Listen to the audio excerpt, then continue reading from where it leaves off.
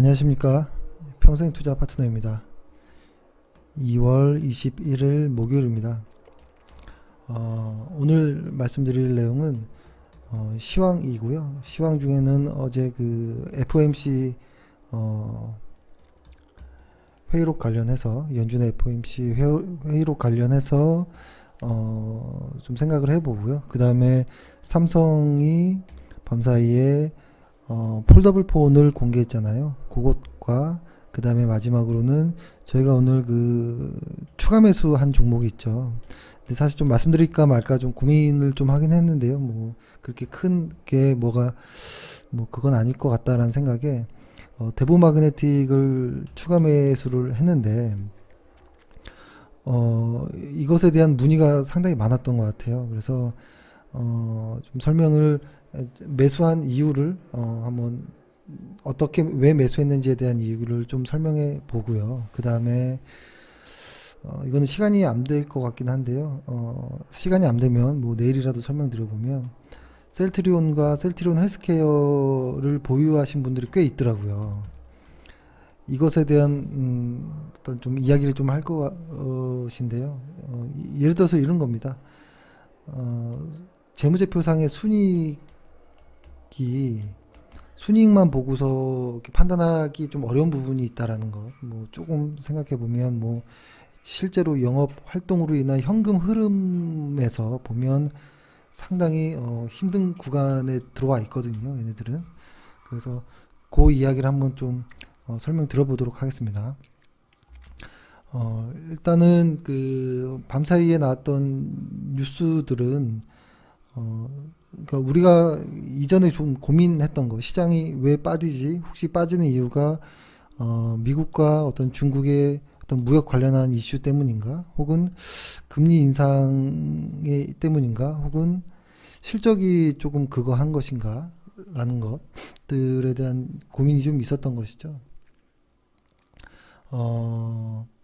근데 요것에 대한 부분은 조금 애매할 수 있어요. 왜 그러냐면 실적 관련한 부분은 어제 그 역전현상의 EPS 역전현상으로도 조금 설명드렸던 것 같긴 한데요.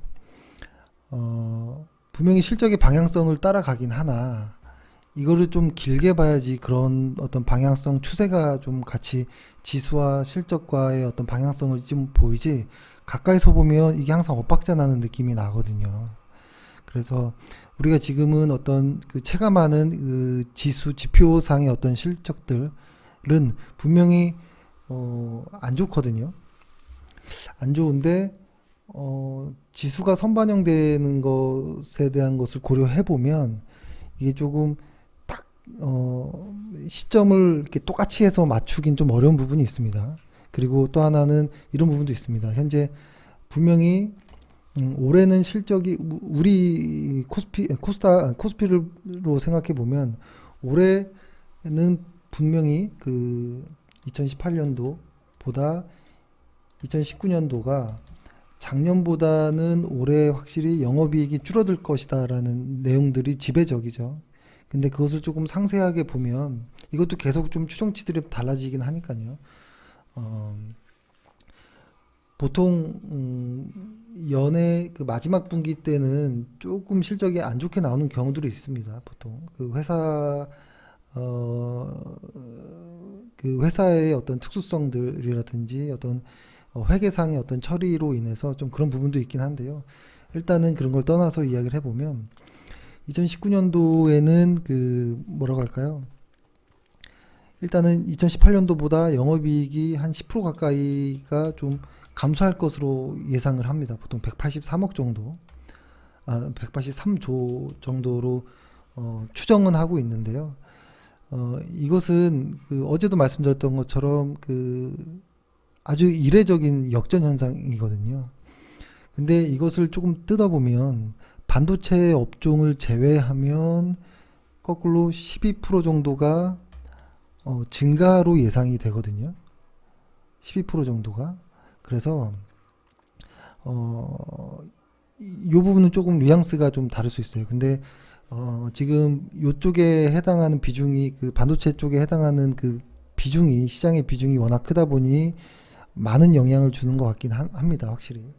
근데 다만 그 반도체 쪽에서도 반도체와 비반도체를 좀 나눠서 생각해 볼 필요도 있다라는 생각을 하고요. 반도체 쪽은 확실히 이익 감소가 예상되는 건 맞고요. 그리고 하지만 비반도체 쪽은 증가하는 이익이 증가를 하거든요. 그러니까 우리가 조심해야 될 부분은 올해 조심해야 될 부분은 무조건적으로 실적이 안 좋다라는 생각은 조금 보통 이런 생각은 2018년도에 해야 되는 생각이에요. 미래 실적이 안 좋을 때에 대한 고민들. 근데 19년도에는 일부 종목을 빼면 증가도 예상이 되고 하반기로 가면 조금 더 나아진다라는 이야기들이 나오기 때문에 아마 주가는 지금 선반영하고 있는 것이 아닌가라는 이런 생각을 일단 하는데요. 다시 처음으로 돌아와서 보면 밤사이에 뉴욕 증시가 그렇게 강하진 않았거든요. 강하지 않았고 그리고 이렇게 횡보하는 좀 변동도 있으면서 등락을 거듭하는 모습이었는데 우리가 고민했던 것이 이 정도 되면 해결된 것 아니냐라는 생각을 일단 저는 객관적으로 했었거든요. 뭐냐면 우리가 힘들어했던 부분이 실적에 대한 부분은 이런 식으로 방금 이야기한 식으로 실적으로 이렇게 탁 꼬집어서 지수를 이야기하기는 좀 어려운 부분이 있고 최근의 이야기 중에 미국과 중국의 분쟁들, 금리 인상들 뭐 이런 내용들인데 이것은 지금 해결 과정으로 달려가고 있으니까 사실 크게 그건 아니라고 생각하고요. 금리 인상에 관련된 것은 일단은 생각해 보면 올해 작년에 생각하기로는 3에서 3, 4번 정도 올릴 수 있다라는 이야기를 했었는데 올해 들어서 1월 달에 아니야. 한 번 정도 혹은 아예 안 올릴 수도 있겠네 라고 이야기함으로써 시장이 상당히 많이 좀 탄력을 받은 것도 있거든요. 그러고 나서 한 달이 지난 오늘 1월에 지수가 이렇게 올라갔죠. 근데 1월과 2월 달에 어떠한 이야기들이 1월에 이만큼까지 이야기를 해서 시장이 좋아졌으면 2월 달에는 이만큼 좋아져야지 상승을 좀 유지하는 이런 좀 특징들이 있죠. 보통 이것을 기대감이라고 얘기하는데 너무 기대감이 너무 앞선 것 아닌가라는 생각을 하는데요. 그럼에도 시장에서는 기대감을 충족하지 못했다라는 어떤 이야기들이 좀 많이 나오긴 합니다. 그래서 일단 그런 것들 시장의 어떤 이야기들을 빼고 생각을 해보면 일단 가깝게 한번 보면 2019년도에 상반기와 하반기가 있을 건데요. 지금 연준에서 연준의 어떤 이야기에 시장의 어떤 반응은 뭐냐면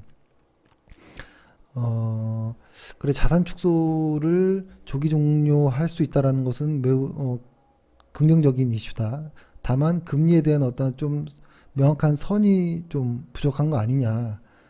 혹은 아예 금리를 내릴 수도 있다라는 코멘트가 나왔으면 시장은 더 좋은 거 아니냐 이런 이야기를 하긴 하는데요. 저는 뭐 이해를 합니다. 하지만 확실히 2018년도보다 2019년도에는 이런 큰 분위기들이 좋아지는 건 확실한 것 같아요. 확실한 것 같고 그래서 일단은 상반기만 놓고 생각을 해보면 상반기 안에는 미국과 중국의 어떤 무역 협상이 100%는 아니더라도 2018년도보다는 좀 해소되는 국면으로 가는 것이 저는 긍정적인 부분이라고 생각을 하고요. 금리 관련한 것은 상반기에는 전혀 나오지 않을 이슈일 것 같은 생각은 일단 듭니다. 상반기에는 왜냐면 뭐라고 할까요? 그러니까 이렇게 말씀드린 것들이 다 소설이라 의미가 없는 내용이긴 한데 아무튼 저의 의견은 이렇습니다. 상반기에는 금리에 대한 이슈보다는 앞으로 얘네들에 대한 이슈들에 더 주목해야 될 것이고 그 다음에 실적들이 진짜로 어떻게 되는지 분기 실적들을 확인하는 것이 더 중요하다는 일단 생각을 합니다. 그래서 어제의 어떤 그 연준 회의록에 대해서 시장에서는 뭐 매파적이다, 뭐 비둘기적이다, 뭐 이런 이야기가 나왔는데요. 어, 일단은 상반기까지는 크게 의미가 없을 수 있다라는 생각을 하고, 아무튼 2018년도 보도는 긍정적인 이슈들이 더 많다라는 일단 입장입니다. 그렇게 하고 삼성전자에서 폴더블 폰이 공개됐죠. 갤럭시 폴더라고.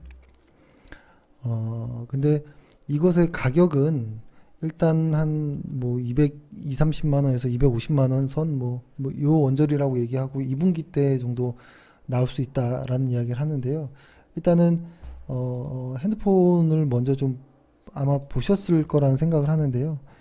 요 핸드폰인데요. 이렇게 펼쳤을 때 이렇게 나오는 거예요. 근데 저는 조금 놀랬습니다. 오랜만에 제가 지금 쓰고 있는 핸드폰이 한 4년 정도 된 것 같긴 해요. 3, 4년 된 것 같은데요. 그 알뜰폰에서 나온 알뜰폰 거를 쓰긴 하는데 별로 이렇게 문제가 없다라는 생각을 하거든요. 그리고 최근에 나온 어떤 이런 그 최신 핸드폰들 있잖아요. 핸드폰들이 좀 이런 생각도 들긴 했던 것 같아요. 뭐냐면 우리가 실제로 쓰고 느낄 수 있는, 체감할 수 있는 어떤 수준이 여기라면 기능들이 여기까지 올라와 있는 것 같아요. 그래서 얘네들은 삼성과 애플이 기술력은 다 이 정도 와 있는데 우리가 느낄 수 있는 수준은 여기인데, 체감할 수 있는 수준은 여기인데 여기에서 서로 막 싸우는 것 같은 거예요. 가격은 계속 올리면서. 그러니까 우리는 못 느끼는 이런 느낌이에요. 저는 못 느끼는. 그리고 겉의 모습은 비슷해 보이는데 뭐가 달라진 거지? 근데 최근에 애플 같은 경우는 200만 원 가까이도 사양에 따라서 이렇게 비싸진 핸드폰도 나왔거든요. 맥스라고 해서. 그쵸? 그래서 그러니까 우리가 그 소비자들이 느끼는 그 어떤 그 선이 있잖아요. 가격을 살 때 어떤 그 선을 훨씬 넘어가는 어떤 수준에서 가격이 책정돼서 그런지 몰라도 애플의 그 매출이 줄기도 하고 이런 부분도 있는데, 아무튼 근데 삼성의 핸드폰을 좀 보고 나서는 조금 생각이 좀 달라졌어요. 뭐 삼성이라 그런 것은 아니고요. 이거는 조금 특이하다. 확실히 괜찮네. 뭐 이런 생각이 조금 달라질 정도라는 생각은 확실히 들었거든요. 그럼에도 사실 그럼에도 그러니까 이 폴더블 시대가 이제 왔다라는 어떤 상징적인 효과는 확실히 있는 것 같아요. 그럼에도 이것이 매출에 차지하는 그러니까 매출의 어떤 증가분에 대한 어떤 의미를 찾기는 힘들 거라는 생각이 들어요. 그래서 일단은 시장의 방향성은 좀 정해졌지만 아직은 뭐 이렇게 딱히 뭐 그건 한 건 아니다. 그래서 요거 관련해서 올랐던 종목들은 오늘 좀 많이 하락이 좀 나왔던 것 같습니다. 그래서 일단은 조금 자세하게 지수를 한번 좀 보면 코스피 지수 이렇게 나왔죠. 일단은 코스피 지수 같은 경우에도 보면 아직까지는 뭐 그렇게 큰 탈 없이 가는데 조금씩 불안감은 조금씩 나오는 것 같긴 해요. 불안감은 조금씩 나오는 것 같고, 레버리지 같은 경우에도 보면 거래량이 좀 주는 모습이 조금 자신감이 조금 없어 보이는 듯한 느낌이 조금 나오긴 합니다. 그렇다고 시장이 완전히 약세로 전환됩니다 라고 보기도 어렵고, 코스닥 같은 경우도 슬금슬금 좀 나오는 것 같아요. 근데 보면 지금 시장에서 보면 코스피는 확실히 대형주들이 좋고, 코스닥은 대형주들이 좋지 않은 것 같아요. 지금 현재 이런 모습들이 나오고 있거든요. 근데 이것들이 만약에 시장이 조금 더 그 상승 추세를 유지한다면 아마 좀 골고루 매기가 좀 확산될 수도 있겠다라는 생각을 합니다. 그래서 어제의 어떤 시장 이슈, 어떤 시장과 오늘의 시장이 조심해야 되는 무언가가 나왔나? 라고 할 정도는 아직 뭐가 없거든요. 그래서 일단은 그냥 아직은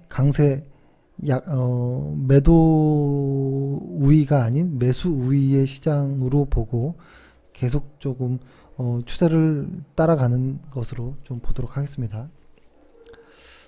이렇게 하고 그 다음에 오늘 대보 마그네틱이라는 종목인데요. 저희가 원래 이렇게 처음부터 한번 이야기를 해보면 오늘 추가 매수를 하긴 했는데 보통 이렇게 생각합니다. 개별 종목을 매매할 때 있어서 포트폴리오의 어떠한 적정한 수는 10개에서 한 20개 정도라는 이야기들이 좀 지배적이고 그런 말들이 여기저기서 좀 많이 나오긴 하는데요.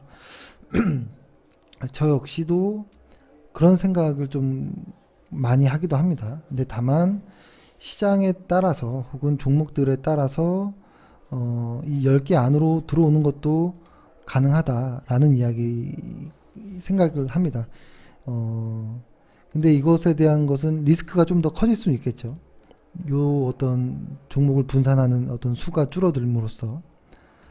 그래서 그렇다고 한두 종목, 한 두세 종목 이렇게 너무 이렇게 줄여서 하는 것은 좀 그렇고요. 다만 한 5개 해서 한 10개 정도도 저는 강세장이라면 일단 종목의 수를 그 정도로 줄이는 것도 저는 괜찮다라는 생각을 합니다. 일단 요 얘기 말고 대보 마그네틱에 대한 이야기를 좀 해보면 뭐라고 할까요? 일단은 대보 마그네틱이라는 회사를 설명은 좀 많이 했던 것 같아서 회사 내용을 이야기할 건 아닌 것 같고, 일단 이 회사는 의 어떤 실적에 대한 내용을 실적을 의심하진 않아요. 이 회사의 실적을 2차 전지 쪽 장비 분야에서는 거의 최고이죠. 최고인 것이고 거의 독점하다시피 전 세계에서 한 70% 정도를 뭐라고 하나요? 비중이 있으니까요. MS가. 그래서 아무튼 이 회사에 대한 어떤 실적이나 이런 부분은 전혀 의심되는 부분은 없고요. 그러니까 보통 주가를 매매할 때 여러 가지 이유가 있을 거예요. 실적도 있을 것이고, 혹은 수급도 있을 것이고, 이 회사가 속한 업황이 어떠냐라는 것도 볼 것이고, 여러 가지 이유가 있겠죠. 근데 일단은 이 회사가 속한 실적과 업황이 전혀 의심스럽진 않은데요. 다만 상장한 지가 길지 않아서 수급적으로 보호예수 물량이 좀 나올 가능성에 대한 것들의 우려가 있었거든요. 그러니까 이 회사가 맨 처음에 상장되고 나서 너무 낮게 상장된 거 아니야 라는 생각이 엄청 올라갔고요. 그 다음부터는 이제 쭉 내려오기 시작했는데 일단 이런 이야기들을 합니다. 실적과 수급을 보면 실적은 주가에 미치는 영향이 실적은 멀고 수급은 가깝다라는 이야기를 하는데 매우 공감하는 부분이 있어요. 길게 보면 실적대로 가겠지만 수급에 의한 변동성을 피할 수는 없거든요. 근데 이 회사는 이 수급이 가장 좀 고민이 되는 부분 중에 하나였어요. 뭐냐면 이 회사를 이렇게 좀 보면 일단은 요 부분인데요. 그렇죠? 3개월에 대한 물량, 지금이 상장된 지 3개월이 넘어갔죠. 그러면 이 물량이 아직 나올 것이 있느냐 라는 것을 좀 고민해 봐야 되거든요. 그러니까 요걸 써볼까요? 지금까지 이게 주가가 탄력을 받지 못했던 이유는 보호예수 물량이 아니냐라는 이유가 있는데요. 일단은 지금이 2월 6일이 3개월째 물량이 나오는 시기였고, 그 다음에 3개월 후인 5월 달이 6개월 물량이 나오는데, 일단은 여기까지의 물량이 해소가 됐다면 앞으로 한 3개월 정도는 물량 고민은 조금 덜 해도 되지 않느냐라는 이런 생각을 했는데요. 지금 물량이 요 19만 주 정도인데 라고 써 있는 건 19만 주 정도라고 되어 있는데요. 이 물량들을 좀 일일이 좀 계산해 보면 대부분 다 나온 것으로 보여요. 일단 거의 물량이 끝난 것으로 일단 보이긴 하거든요.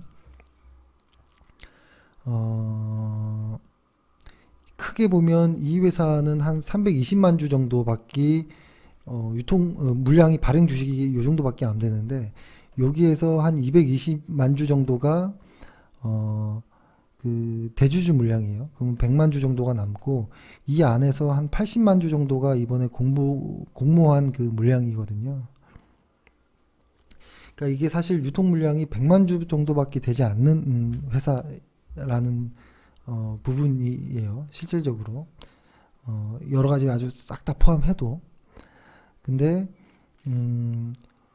아까 말씀드렸던 것처럼 일단 앞에 닥쳐온 요날의 그 기억이 뭐냐면 어쩜 이때 가격대가 대보 마그네틱의 단기적으로는 저점이 될 수 있는 거 아니냐라는 이야기를 했는데 요때 물량이 대부분 이때부터 해가지고 지금 현재까지 보면 가장 우려되는 3개월 물량은 다 나온 것 같거든요. 그래서 3개월에서 6개월 요 사이 요 구간이 이제부터 들어가는 구간인데 요때까지는 좀 긍정적으로 보겠다라는 생각을 하고 지금 다른 2차 전지 업종이 상승한 것 대비해서 얘네는 아직 전혀 올라간 것이 없거든요. 근데 그쪽 관련한 업종에서의 어떤 실적으로 보면 좋은데 저평가되어 있는 부분들도 많고요. 그래서